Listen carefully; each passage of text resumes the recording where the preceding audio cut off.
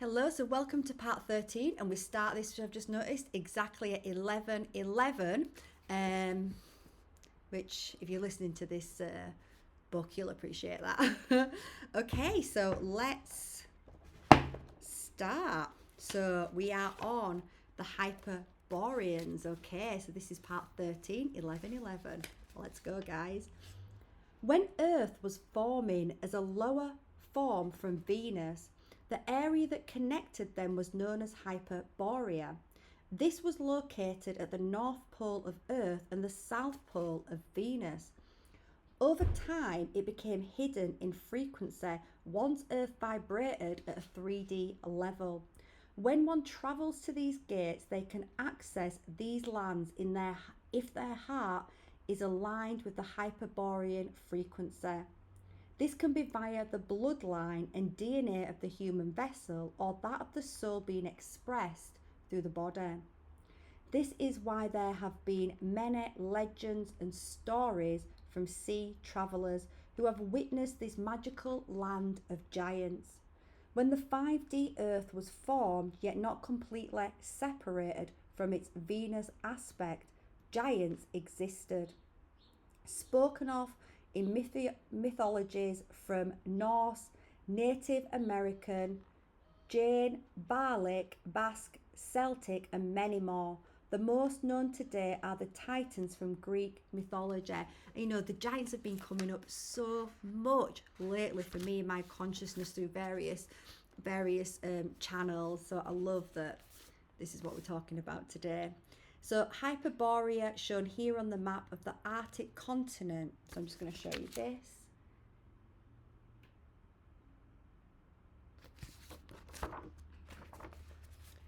Red-haired giants, as they were known because they were part of the Solarian race and the 12 sun tribes seeded from the 7D template. The red hair was because of the solar DNA connection. It was more of a golden red than a fiery red in certain pearl temples that resided in the Pleiades. The high priestesses always has red hair. A sacred lineage within that culture seeded from a holy Zani blueprint of the heavenly realms of Alcon. When it comes to the Titans in Greek mythology, they existed in the higher realms connected to Venus, where the Olympians were birthed during the Hyperborean template connected to Earth. The primordial parents, Uranus and Gaia, represent Venus as the higher aspect of Gaia, the Earth as the lower aspect. From them, 12 children were birthed. This represents the 12 aspects. Six were male and 6 were female, representing the divine balance of masculine and feminine. Going back to Pearl Code 4, the 3 sets of 12 sons birthed created worlds of masculine, feminine, and unified vibrations.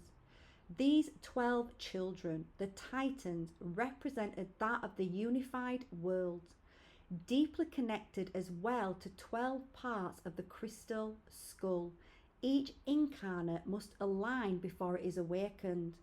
Once again, the unified masculine and feminine sections of the brain. So Zanita Ra says, Jainism speaks of a time when giants were upon the earth.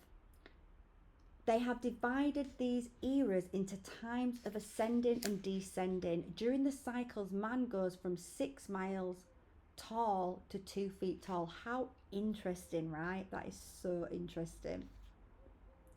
The Titans. I am going to show you this, but it's going to be a bit hard for you to see on the video, but hopefully you have purchased this book because it's definitely something that you're going to benefit from just sitting down and reading yourself as well.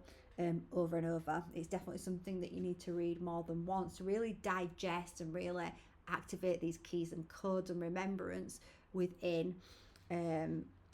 Uranus is also known as Uranus, meaning rainmaker. Ooh, love that. This represents the divine light found in the universe used to terraform the planet. Gaia being the mother of the Titans, because it was from her these 12 aspects of her energetic bodies were formed.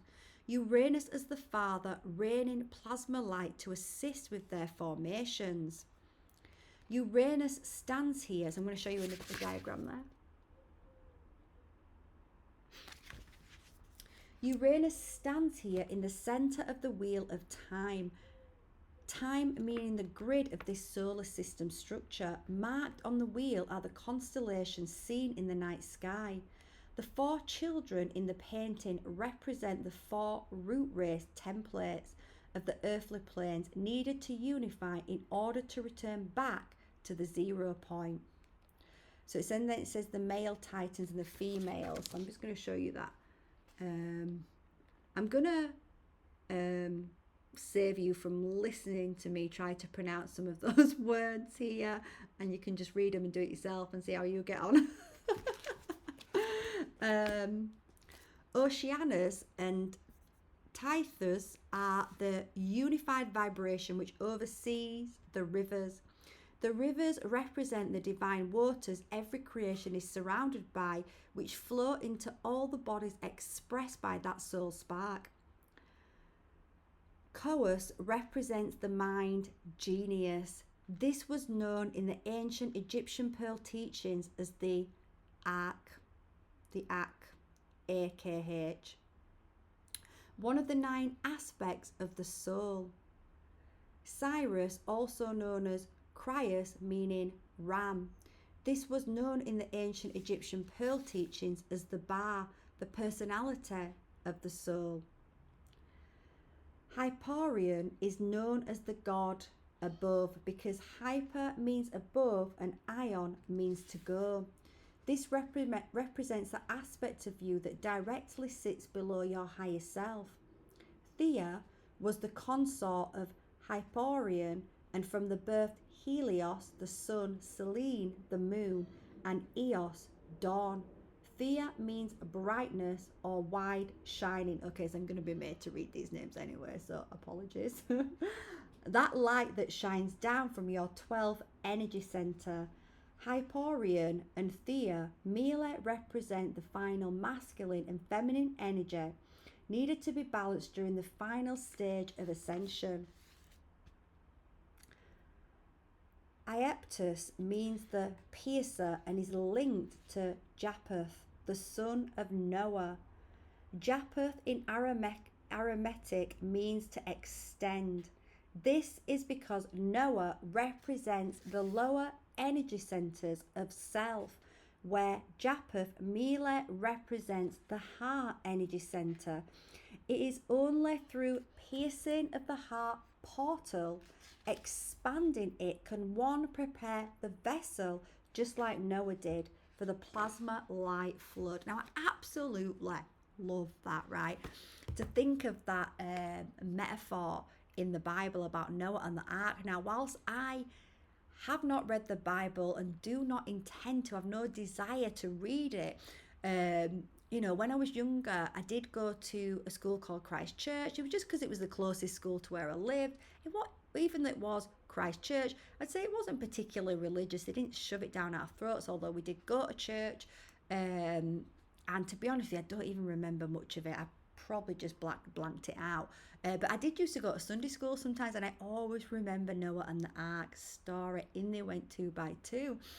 And I love how the flood here actually represents the flooding of the plasma light. And I am feeling that flooding so much, particularly in the night when I'm going into meditation.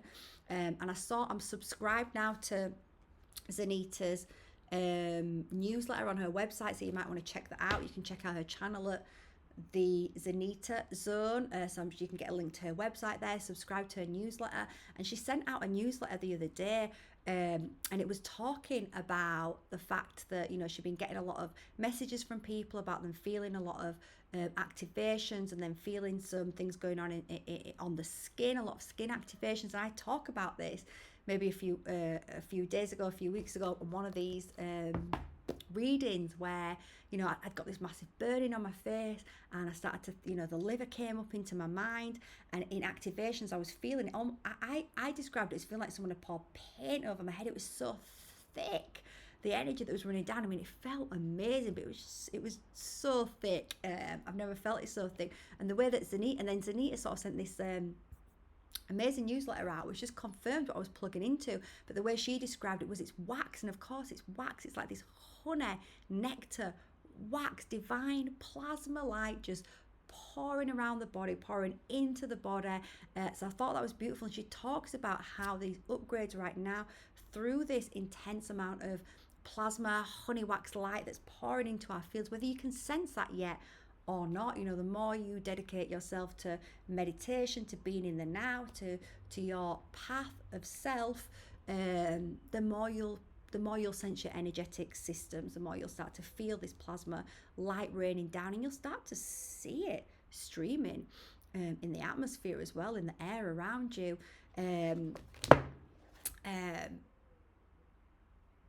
But yes, I guess it was that Noah Ark which brought that into me. It just brought me into that part. It was just such a beautiful post, and just sort of bringing it into our awareness now. How you know, one thing, you know, the liver, that came to me a few weeks ago.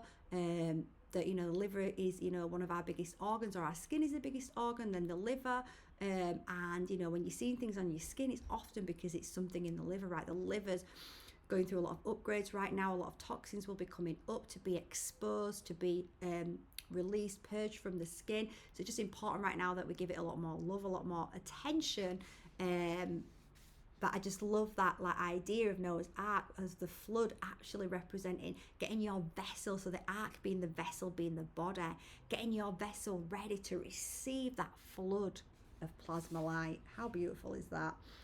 So it is only through piercing of the heart portal, expanding it, can one prepare the vessel, just like Noah did, for the plasma light flood.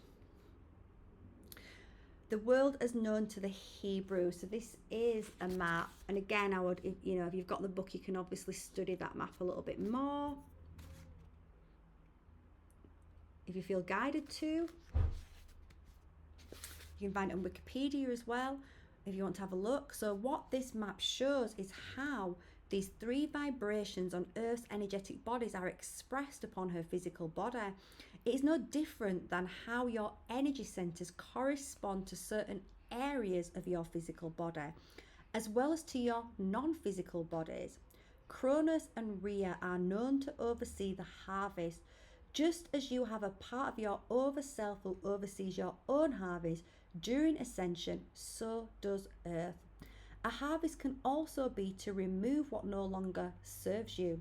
As you expand in your consciousness, there are parts of you energetically planted that are no longer needed.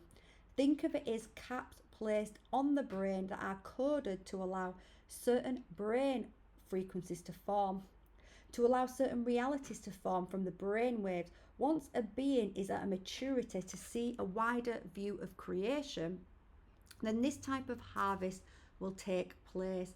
And it is at this very moment, Cronus and Iapetus are said to be in Tartarus, which is no different than the halls of truth and judgment where the earth currently is today. I love that, right?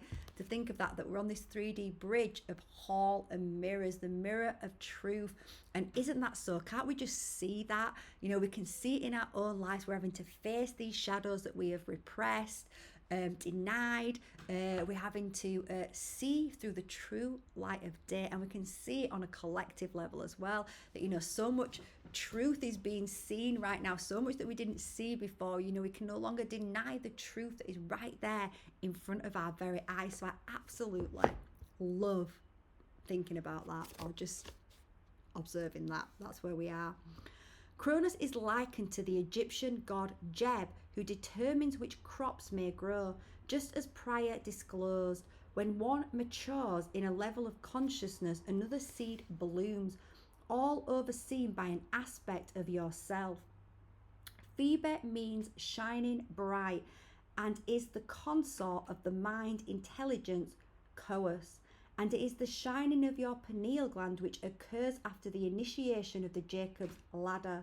That light is that golden honey feeding you the wisdom of the metatronic mind. Melatonin is produced from the pineal gland. When the golden honey drips, it puts one in such a blissful state. This is when you have reached mastery. The 9 muses. Menomaicin.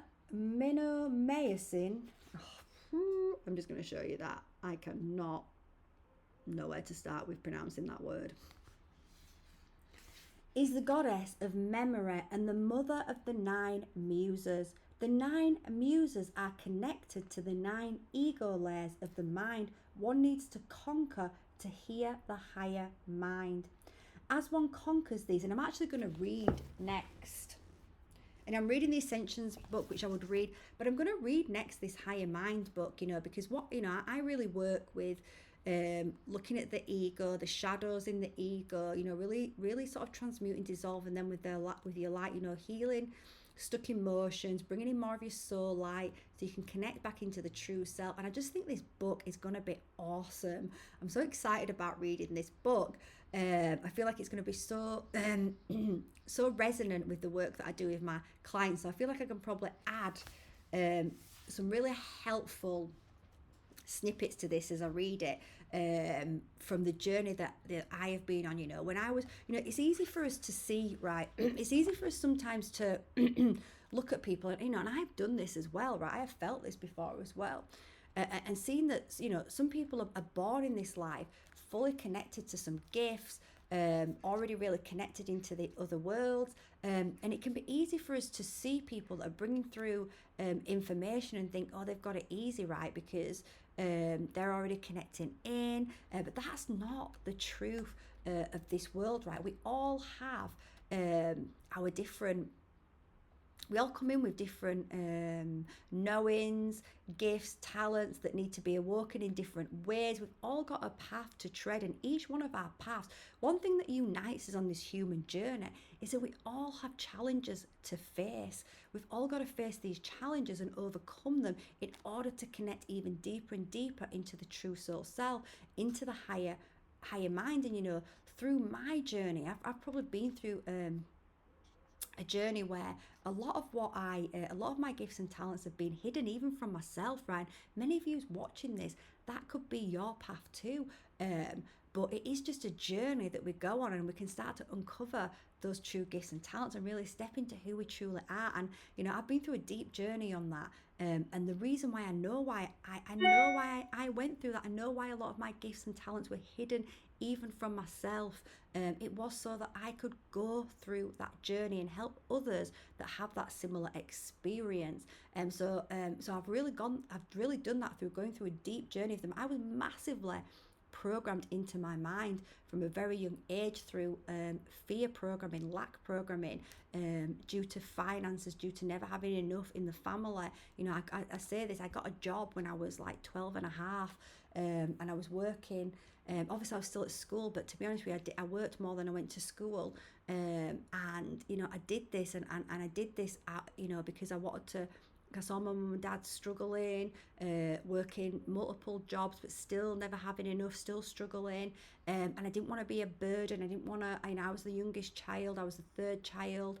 I didn't want to be a burden. I didn't want to put on them. I didn't want to make it any worse. I always remember, and in fairness, when I say this to my mum, and sometimes, or I've spoke to my mum about this, but I remember her, and she, she feels guilty about it, and she doesn't need to feel guilty about it. It's just an observation, right? And I didn't I remember when I was 6, and I can see myself, like I can see it as if I'm observing myself from my soul, looking at this little 6-year-old child on this couch, so excited about a birthday. It was my birthday, and I was 6, and I was sat on the sofa, and my mum gave me my birthday card, and when I opened it, there was a post-dated check in it, right? I was devastated. I was like, oh my God, I don't even get my birthday present until because my mum couldn't afford to give me anything until she got paid days and days later. And I felt so guilty for feeling disappointed. And I didn't say anything because I love my parents, and my mum and dad weren't doing it to hurt me. Mum and dad are, they are amazing. I'm so blessed to have my mum and dad. They are the most caring, beautiful souls, and they've just gone through their programming with money and lack and fear, and had all that, which, back in, going back to mum and dad's times, healing wasn't available like it was now. We didn't have so much access on the planet. There was frequency fences around the planet that were keeping people in a certain mind frequency. But I look back and I can see that younger self that felt so disappointed, so hurt, so sad, and then I can see why I felt like a burden, right? Because I felt like it was a struggle for my mum and dad to have me then. Obviously, that is not what they were telling me or what they thought one little bit, right? But as children, we take these things on because we don't know, we don't have the bigger picture, we don't have the light coming in. So I got a job when I was like 12 and a half because I didn't want to be a burden, and I very much got into the must earn money, must be able, I wanted to look after my family, I wanted to have my own business, I wanted to do all these things. But I was driven, when I look back at it now, it was being driven through trauma, right? But that was the path I had to go, and it took me massively into a distorted masculine energy where I nearly had a nervous breakdown twice because I was working so hard, and I had to start waking up, and I did start waking up, and then I went back on that deep inner journey of finding the true soul self and starting to dissolve some of those things. So I feel like this book's going to be awesome. So get this book in preparation. We can read it together. So I'm going to be starting to, it's probably going to be in the next few days, to be honest, that you'll start middle of next week or something, seeing ones come out for this book as well. So join me to read this book. I'm so excited. I digress. The 9 Muses. So that word that I cannot say is the goddess of somebody in the comments show me how it's pronounced, how you would pronounce it. Help me with that word, thank you. I can learn something new today. Is the goddess of memory and the mother of the 9 muses. The 9 muses are connected to the 9 ego layers of the mind as one needs to conquer to hear the higher mind. As one conquers these, they can learn from them and use that energy for a positive. After the studies are completed, then the memory of the soul can be accessed. Therefore, Mnemosyne is known as the goddess of memory and the mother of the 9 muses. The 9 muses were indeed temples. The 9 muses were indeed temples one accessed to learn from before the vibration of earth became unbalanced again during the start of the Atlan template.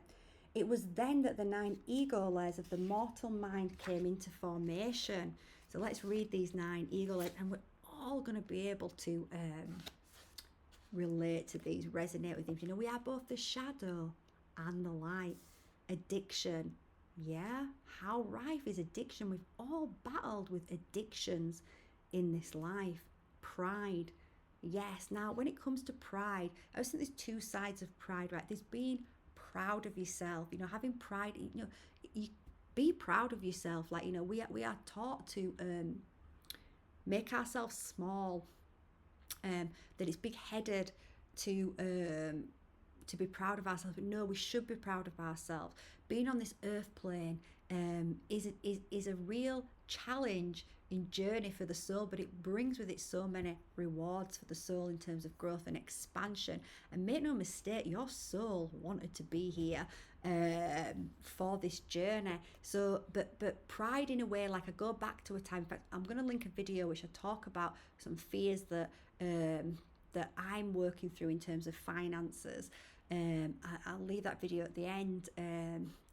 But pride is in when we've got so much pride, when we've so much fear. What are people going to think of us, that we don't express our truth and honesty because we've got too much pride? Too much pride, we're clinging on to something through fear of what someone else will say. That kind of pride is going to bring us down, right? Entrapment, right? How many times have we felt entrapped because we get stuck in the ego mind? That's where the ego mind, 9 layers of the ego, of course, it can entrap us in these loops. victim. We can feel like a victim. Greed, right? It's that greed. I see greed is really fed through that fear of lack. There isn't enough, so I need more, I need more, I need more. And that stops really a flow of energy.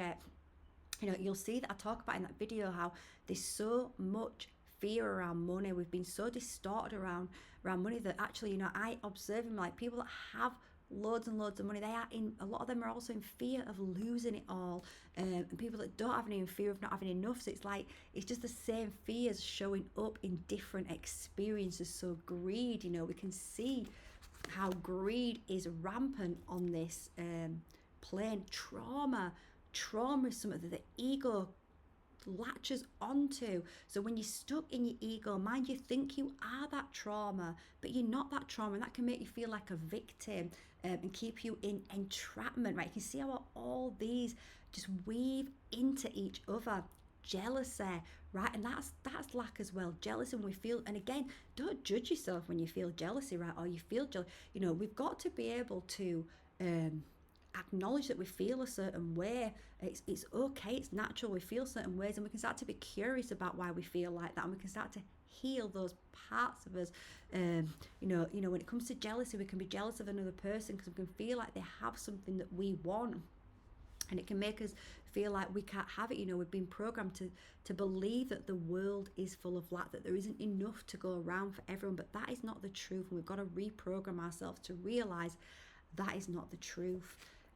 That the world is abundant. You know, this is a reprogram that I've been going through for a few years, really starting to, you know, de-layer those parts of me that I felt, you know, I have a deep program through that as a child, and you know, most of us have. This whole world has been structured on lack and fear. So the next one is fear and unworthiness, right? That's been a deep wound for me to heal as well. Unworthiness, and I've healed so much of that, and that's what that I actually focus. That is a running theme through my Reconnect program, which you can get week 1 free, which in itself is an amazing healing and reconnection. So, but unworthiness, so I'm going to read them again, and we can see how they all link to each other. Because if we feel unworthy about ourselves, then it's easy for us to be sat in addictions. You know, if we feel fear, it's easy for us to be sat in addictions, jealousy, trauma, greed, victimhood, entrapment, pride. We can see how they all link to each other. The 9 muses. So I'm going to let you look at those again, and I'd say just stop the video and just take that in rather than me read a table.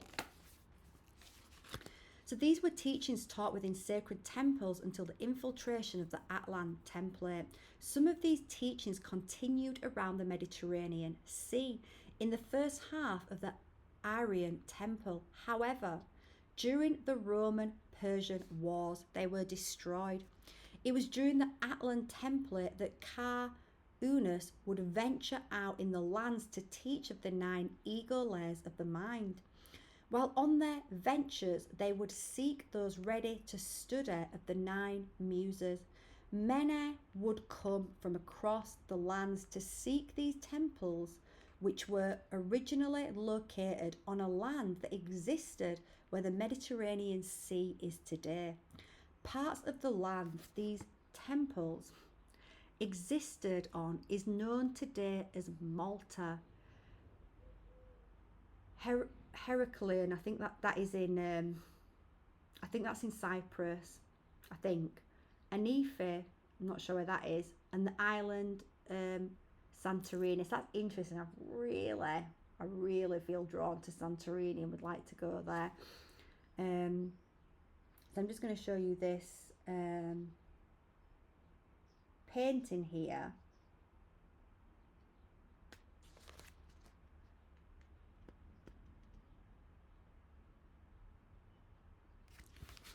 So Zanita says, inscribed on the picture frame is, thou fillest form the winged chalice of the soul, thy lamp, O memory, fire winged to its goal. So Themis means divine law, which she oversees as well as the balancing of the scales of justice. Her symbol is a sword, just like many of the archangels and those of the Melchizedek order are portrayed with. This is of the tongue, meaning the sword of truth. She works with oracles because a true oracle is one that is pure and has their pillar of light fully anchored from their monad to their physical expression. An oracle is one that can communicate directly with the gods in the higher planes of earth and the cosmos, hence why the goddess of divine law works with them. During the beginning of the Mu template, it was goddess Themis who led the Pearl Temple teachings by training the high priestesses. She is one of the gods whose of the 5D earth plane sought for rulings upon the land. During the end of the Hyperborean template and the starting of Mu, a council of oracles was formed who would directly communicate with the gods of the higher planes. These are the gods who oversee not only Earth but all of Earth's meaning material realms.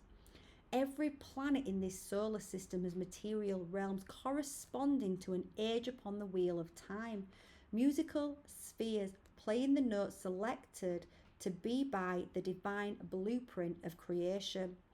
This was a time when others from the galaxy were coming to visit. They were coming from other 5D worlds to learn from these temples. It was during the end of the Mu template that Themis instructed the temple known today in Delphi to be formed. We must address that it is from the Titans that the Olympians were birthed.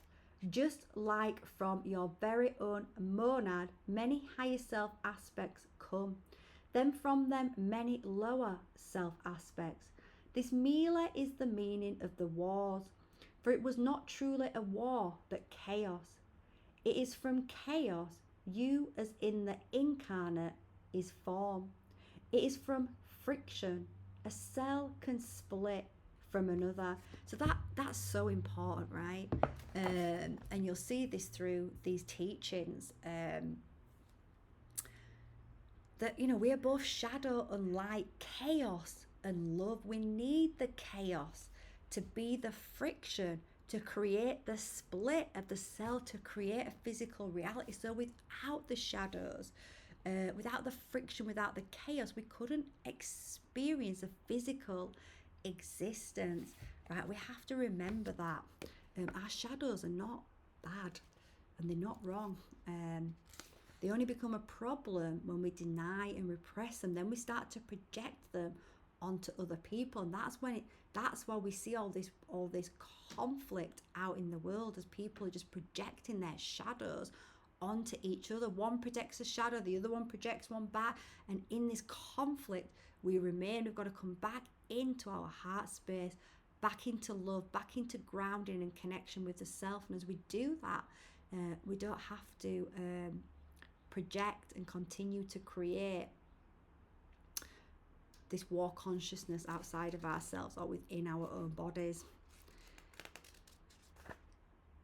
This merely is the meaning of the wars, for it was not truly a war but chaos. It is from chaos, you as in the incarnate in form. It is from friction a cell can split from another.